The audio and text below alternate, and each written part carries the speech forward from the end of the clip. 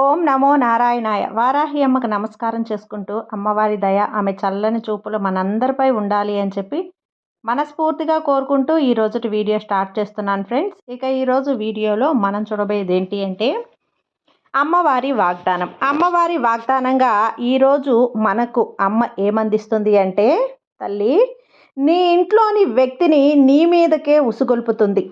ఆ వ్యక్తిని, ఆ శక్తి ఎందుకు నీ మీదకి ఉసుగొల్పుతుంది? మరొక 2 రోజుల్లో జరగబోయేది ఇదేనమ్మా. అదేంటో నువ్వు తెలుసుకొని తీరాల్సిందే. ఆ శక్తి నీ మీద పడుతున్నటువంటి ఆ శక్తి ఎవరు అనేది నువ్వు ఖచ్చితంగా తెలుసుకొని తీరాల్సిందేనమ్మా. అలా తెలుసుకోబోయే ముందుగా ఒక్కసారి మన ఛానల్ని కనుక కొత్తగా ఎవరైనా చూస్తూ ఉన్నట్లయితే ప్లీజ్ సబ్స్క్రైబ్ చేసుకోండి ఫ్రెండ్స్. వీడియో నచ్చితే కనుక లైక్ చేయండి, షేర్ చేయండి, కామెంట్ చేయండి. ఇక వీడియోలోకి వెళ్ళబోయే ముందుగా మనకు బాగా తెలిసినటువంటి గురువుగారు శ్రీ వారాహి అమ్మవారి ఆశీస్సులతో జ్యోతిష్యం చెప్తున్నారు గురూజీ సుబ్రహ్మణ్యం రాజు గారు, నెంబర్ 1 వశీకరణ స్పెషలిస్ట్. Contact number 7075662225. ఈ గురువుగారు చెప్పింది చెప్పినట్లుగా జరుగుతుందండి. భార్యాభర్తల మధ్య ఎలాంటి గొడవలున్నా, విదేశీ ప్రయాణం ఆలస్యం అవుతూ ఉన్నా, ప్రేమ, పెళ్లి, సంతానం లేకపోవటం, కోర్టు సమస్యలు, గృహము మరియు కుటుంబ సమస్యలు, ధనం నిలకడగా లేకపోవటం, నమ్మిన వ్యక్తి మోసం చేయటం, స్త్రీలకు పురుషులకు సంబంధించిన గుప్త సమస్యలు ఎటువంటివైనా సరే రోజుల్లో పరిష్కారం చేస్తారు. మీరు ఎంతోమంది దగ్గర జ్యోతిష్యం చెప్పించుకొని పరిష్కారాలు చేయించుకొని నిరాశ చెంది ఉన్నట్లయితే ఒక్కసారి ఆదికొండ దేవతలైన కోయరాజు గారికి ఒక్కసారి కాల్ చేయండి. కోయ గురూజీ గారు కొండదేవత పూజారి సుబ్రహ్మణ్యం రాజు గారు. Contact number 7075662225. మా జీవితంలో కూడా ఎన్నో మార్పులు జరిగాయండి, కాబట్టే నమ్మకంగా చెప్తున్నాను. జై వారాహి అమ్మ. ఇక వీడియోలోకి వచ్చేస్తే, తల్లి ఆ కిలాడిని నీ ఇంట్లో ఉన్న ఒక వ్యక్తినే తన వైపుకు తిప్పుకొని నీ మీదకే ఉసుగొల్పుతూ ఉంది. ఆ కిలాడి ఎవరు అనేది నేను ఇప్పుడు చెప్తాను. అంతేకాకుండా ఆ కిలాడితోటి నువ్వు చాలా అంటే చాలా జాగ్రత్తగా ఉండాలమ్మా. ఎందుకంటే నమ్మిన ఏ పులినైనా సరే దగ్గరకు తీసుకున్నాము అంటే అది మనకు అపాయం చేయకుండా ఉండొచ్చేమో, కానీ ఇలా మానవ రూపంలో ఉన్న మృగాలను మాత్రం మనం దగ్గరికి తీసుకుంటే ఏ నిమిషంలోనైనా కానీ వారు మనల్ని చంపుకు తినేయచ్చు. ముఖ్యంగా ఇక్కడ నువ్వు తెలుసుకోవాల్సింది ఏంటి అంటే, నీ జీవితంలో అసలు ఏం జరుగుతుంది, ఆ వ్యక్తులు ఎవరు, ఎవరి యొక్క ప్రభావం అనేది నీ కుటుంబం మీద పడుతుంది, నీ ఇంట్లో ఉన్న ఆ వ్యక్తులు నీకు అనుకూలంగా కాకుండా నీకు శత్రువులుగా మారడానికి గల కారణాలు ఏంటి, ఎవరు, ఎందుకు నీ ఇంట్లో వారే నీ మీద పగబట్టినట్లుగా ప్రవర్తిస్తున్నారు, నువ్వు చెప్పిన మాట వినకుండా నీకు వ్యతిరేకంగా ఎందుకు నడుచుకుంటున్నారు, వారి మనస్సును మారుస్తున్న ఆ కిలాడి ఎవరు, ఆ శక్తి ఎవరు, నేను నీకు చెప్తాను, జాగ్రత్తగా విను. ఎప్పుడైనా కానీ తల్లి అంటే ఏ రూపంలో ఉన్నా కానీ, జంతు రూపంలో ఉన్నా, పక్షి రూపంలో ఉన్నా, లేదా మానవ రూపంలో ఉన్నా, ఏ రూపంలో ఉన్నా ఆ తల్లి తన బిడ్డ క్షేమాన్ని కోరుకుంటూ ఉంటుంది. పక్షులు, జంతువులైతే ఎక్కడెక్కడి నుంచో ఆహారాన్ని సేకరించి వాటి కడుపునైతే నింపుకొని తమ బిడ్డల కోసం రెక్కలు ఊపుకుంటూ ఎంత కష్టమైన ఆహారాన్ని తీసుకొచ్చి పెట్టి తమ బిడ్డల ప్రాణాలని నిలబెడతాయి. తన బిడ్డకు ఆపదొస్తే కోడి కూడా గెద్ద మీద తిరగబడుతుంది, అలాగే పాము మీద తిరగబడుతుంది. తమ పిల్లలను వాటి శక్తి కొంది, వాటి సామర్థ్యం కొంది అనుసరించుకొని తెలివితేటలకు అనుగుణంగా ఆ బిడ్డల్ని రక్షణ కవచంలో ఎప్పటికప్పుడు కూడా కాపాడుకుంటూ వస్తూ ఉంటాయి. అలా ఈ భూమి మీద ఉన్న ప్రతి తల్లికి కూడా ప్రత్యేకమైన స్థానం ఉంది. తన నెత్తురు ముద్దను బిడ్డగా మార్చి నవమాసాలు మోసి చావుని సైతం ఎదుర్కొని పురిటి నొప్పులు పడి ఈ భూమి మీదకి ఒక జీవాన్ని తీసుకొని రావటానికి ఆ తల్లి పడే వేదన అంతా ఇంతా కాదు.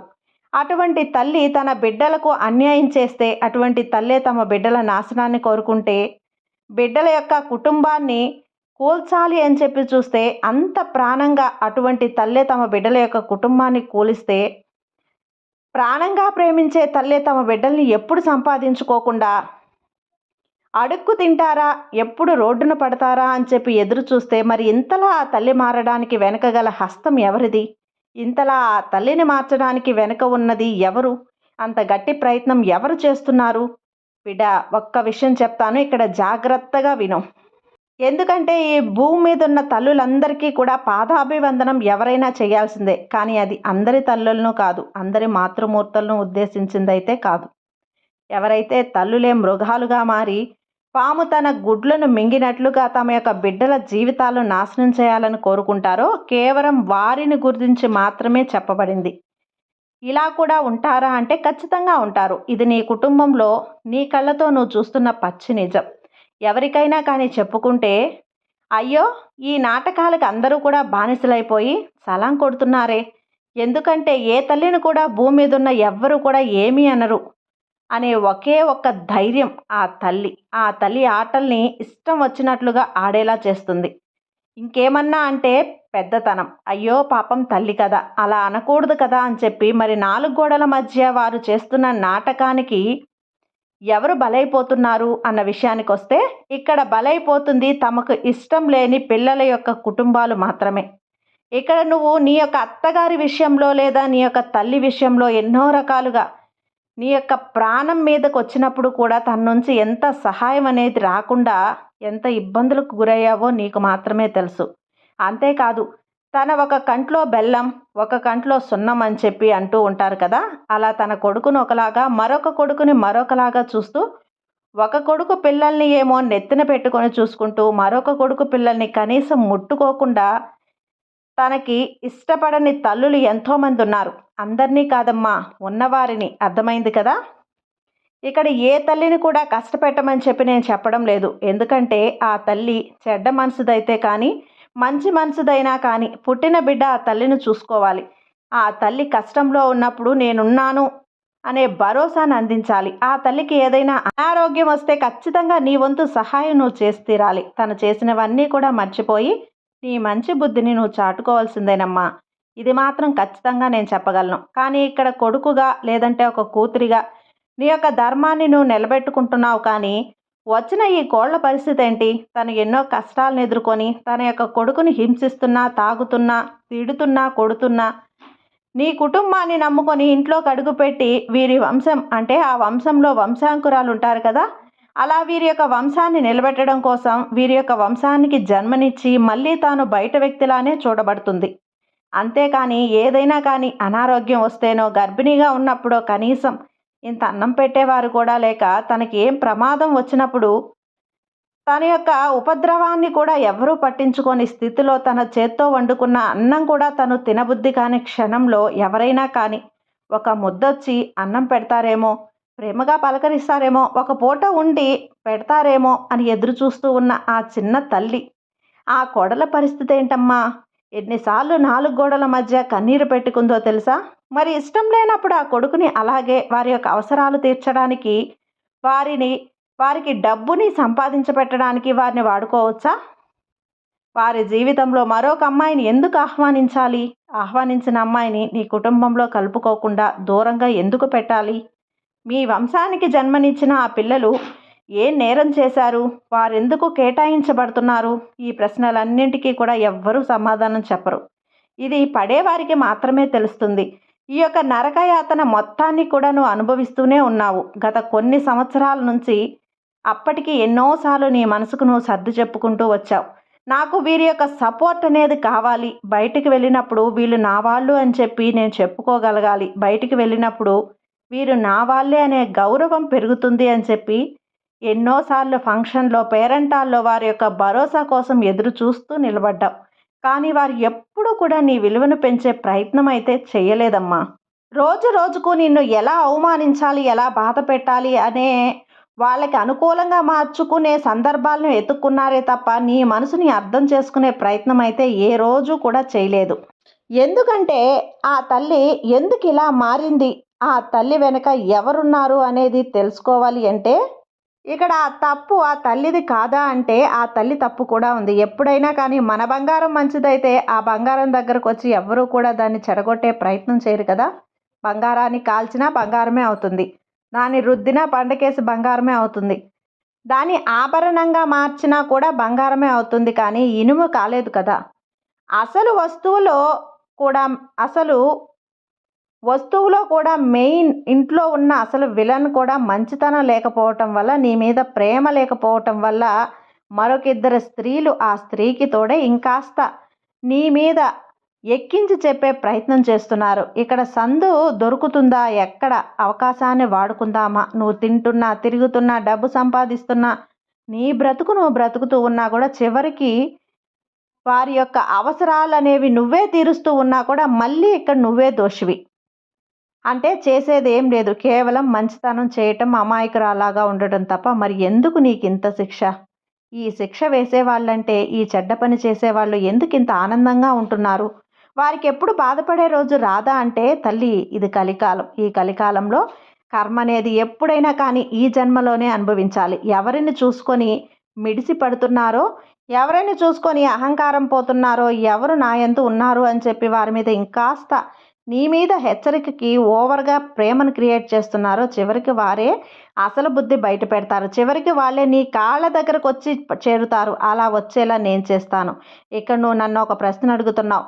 అమ్మా, నాకు మంచిలో తోడు లేరు, కష్టంలో తోడు లేరు, సంతోషంలో తోడు ఎవరూ లేరు. చివరికి బ్రతుకుతుంటేనే నా కాళ్ళ మీద నేను బతుకుతుంటే చూడలేకపోతున్నారు. ఇంత చేసి నన్ను ఇంత శత్రువుగా చూస్తున్నప్పుడు చివరికి వాళ్ళు నా కాళ్ళ దగ్గరకు వస్తే నేను ఎందుకని చూడాలి అని చెప్పి నిజం చెప్పావు. కానీ ఇక్కడ పేగుబంధం అనేది ఒకటి ఉంటుంది కదా తల్లి. నువ్వు చూడకు, నువ్వు నిజంగా చూడకు, నేను చెప్తున్నాను కదా, నువ్వు నిజంగా చూడకు. కానీ నీ వల్ల నీ ద్వారా ఏ తప్పు జరగకూడదు. ఇక్కడ తన బిడ్డ ఎవరైతే ఉన్నారో తన బిడ్డ చూస్తున్నప్పుడు కానీ, తన బిడ్డ పట్టించుకున్నప్పుడు కానీ, తన బిడ్డను ఆ తల్లి ఏదైనా అడుగుతున్నప్పుడు కానీ ఎక్కడా కూడా నువ్వు అడ్డు చెప్పే ప్రయత్నం చేయకు. ఎందుకంటే ఇక్కడ తల్లి బిడ్డల మధ్య వారు ఏదైతే చేసుకోనివ్వు.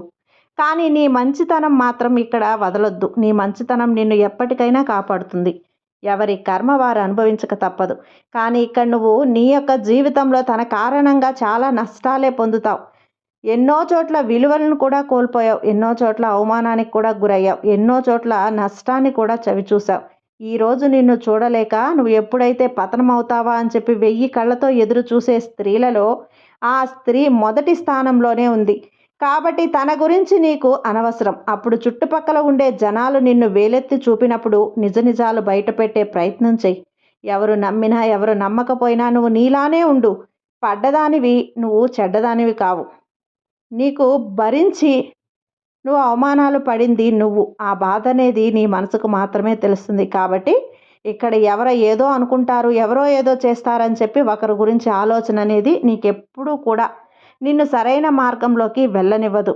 ఎవరి బ్రతుకులు వారివే. రేపు ఏదన్నా కానీ నీ ఆపద వచ్చినప్పుడు లేదా వాళ్ళు తప్పు చేసినప్పుడు అడగని జనాలు నువ్వు కరెక్ట్గా సరైన దారిలో వెళ్తున్నప్పుడు అడిగే హక్కు వారికి ఎక్కడి నుంచి వచ్చింది? రాదు తల్లి. ఎవరికీ కూడా నువ్వు అంత ధైర్యం అనేది రాదు. కాబట్టి నువ్వు ఒక్కటి గుర్తుంచుకో, మంచికి అప్పుడప్పుడు నీ ఇంట్లో వ్యక్తులను కూడా నీ ఇంట్లో బంధాన్ని కూడా మార్చే ప్రయత్నం అనేది జరుగుతూ ఉంటుంది. వారు అప్పుడప్పుడు వారి యొక్క రక్త సంబంధం కదా, నా తల్లి నన్ను ఎందుకు చెడగొడుతుంది అని చెప్పి గుడ్డిగా నమ్మి కొన్ని విషయాల దగ్గర నిన్ను తప్పు పట్టే ప్రయత్నం చేస్తారు. ఆ తప్పు పట్టే ప్రయత్నంలో కూడా నీ మనసుకి కష్టం కలుగుతుంది, బాధ కలుగుతుంది. నన్ను అర్థం చేసుకునే ప్రయత్నం అనేది ఇక్కడ ఎవ్వరూ చేయడం లేదే అని చెప్పి నువ్వు ఒంటరిగా ఆలోచిస్తూ ఉంటావు. బిడ్డ, ఏది ఎవరు ఎలా ఎన్ని రకాలుగా ప్రయత్నించినా కానీ నీ వెనక నేనున్నాను.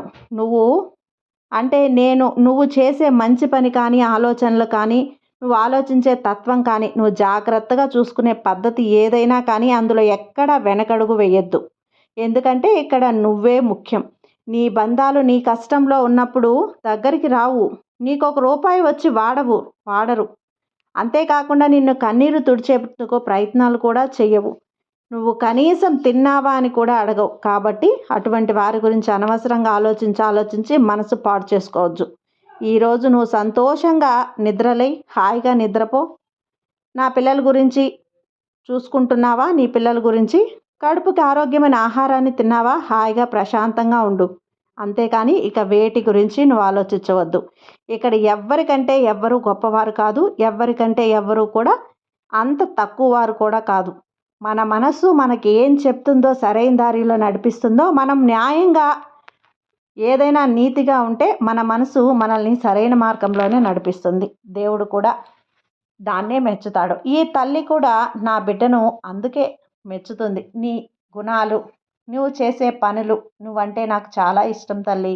నువ్వు ఆలోచించే తీరు నాకు చాలా ఇష్టం. కాబట్టే నా చూపు నీ మీద పడింది. కాబట్టి ఎప్పుడూ కూడా ఈ తల్లి మాటలు విని సంతోషంగా ఉండు. నీ జీవితాన్ని సంతోషంగా గడుపు. సర్వే జన సుఖినో భవంతు.